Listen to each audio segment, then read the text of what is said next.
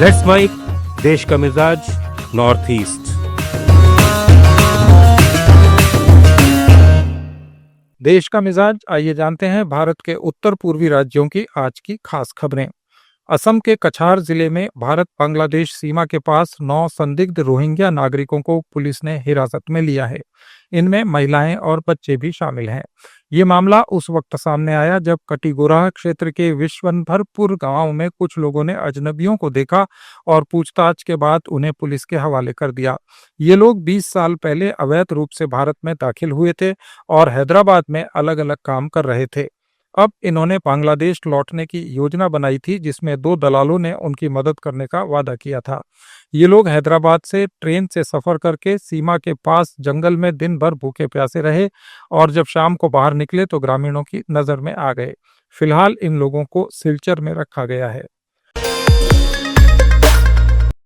Cancer के इलाज की बढ़ती लागत को लेकर असम में उठ रही चिंताओं के बीच मुख्यमंत्री हिमंता बिस्वा शर्मा ने लोगों को आश्वस्त किया है कि आयुष्मान भारत और आयुष्मान असम जैसी योजनाओं के तहत मरीजों का पूरा खर्च सरकार उठाएगी। कोकराझार में एक प्रेस कॉन्फ्रेंस में उन्होंने कहा कि इलाज के लिए 10,000 रुपए की अग्रिम राशि देने का निर्णय एक गलती थी, जिसे रद्द कर दिया गया है। उन्होंने जनता से अफवाहों पर ध्यान न देने का आग्रह किया है। त्रिपुरा में मत्स्य आधारित आजीविका को मजबूत बनाने के लिए वर्ल्ड बैंक समर्थित Tripura rural economic growth and service delivery project यानी ट्रेस्प और राज्य मछली विभाग ने मिलकर 3 दिन की प्रशिक्षण कार्यशालाएं शुरू की हैं। ये कार्यक्रम उत्तर और उनाकोटी जिलों में नोडल ऑफिसर, मत्स्य पालन विशेषज्ञ और दूसरे अधिकारियों के नेतृत्व में चल रहा है। पश्चिमी त्रिपुरा में भी इसी तरह का प्रशिक्षण दिया जा रहा है। त्रिपुरा के उनाकोटी जिले के चांटेल गांव में किसानों को अब खेती की सारी जानकारियां और सुविधाएं एक छत के नीचे मिल सकेंगी। यहां करीब 83 लाख रुपए की लागत से बने कृषक बंधु केंद्र का लोकार्पण राज्य के कृषि मंत्री रतन लाल नाथ ने किया। उन्होंने किसानों की आत्मनिर्भरता को जरूरी बताते हुए भरोसा दिलाया कि राज्य सरकार किसानों के हित में काम कर रही है। इस कार्यक्रम में पावर टिलर जैसे कृषि उपकरण भी वितरित किए गए और 10 किसानों को सम्मानित किया गया। मेघालय में कोयला गायब होने के मामले की जांच में बड़ा खुलासा हुआ है।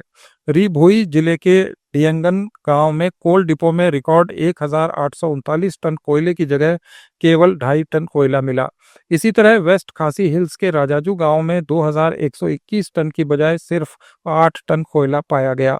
अब सुप्रीम कोर्ट के हस्तक्षेप और हाई कोर्ट के सख्त निर्देशों के बाद राज्य सरकार ने जिला अधिकारियों से जवाब तलब किया है। डिप्टी सीएम प्रेस्टोन टिनसोंग ने कहा है कि रिपोर्ट मिलने के बाद कोर्ट में हलफनामा दाखिल किया जाएगा। रिटायर्ड जस्टिस बीपी काताकी, जो कोर्ट की निगरानी में जांच कर रहे हैं, उन्होंने डीएम को 30 दिन में जांच रिपोर्ट देने के निर्देश दिए हैं। मणिपुर में इम्फाल ईस्ट जिले में 258 लीटर अवैध शराब बरामद कर 24 लोगों को गिरफ्तार किया गया। थौबल जिले में एक युवक के घर से 500 ग्राम ब्राउन शुगर मिली, जबकि एक प्रतिबंधित संगठन का उग्रवादी इम्फाल ईस्ट से दबोचा गया। ये उग्रवादी उगाही, धमकी और महिलाओं से जुड़े अपराधों के मामले गैरकानूनी ढंग से निपटाने में लिप्त था।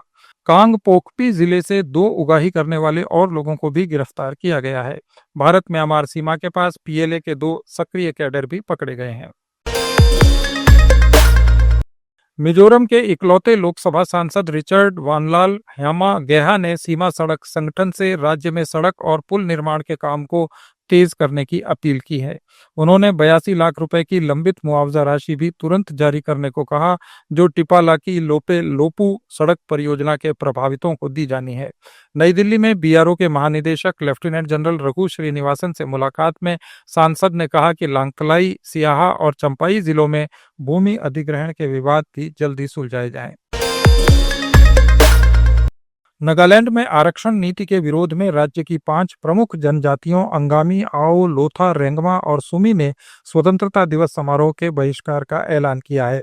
इन जातियों की सर्वोच्च संस्थाओं और रिजर्वेशन पॉलिसी रिव्यू कमेटी ने सरकार पर अनदेखी का आरोप लगाया और मांग की कि आरक्षण पुनरावलोकन आयोग का ढांचा बदला जाए और इसकी समय सीमा 6 महीने से आगे न बढ़ाई जाए।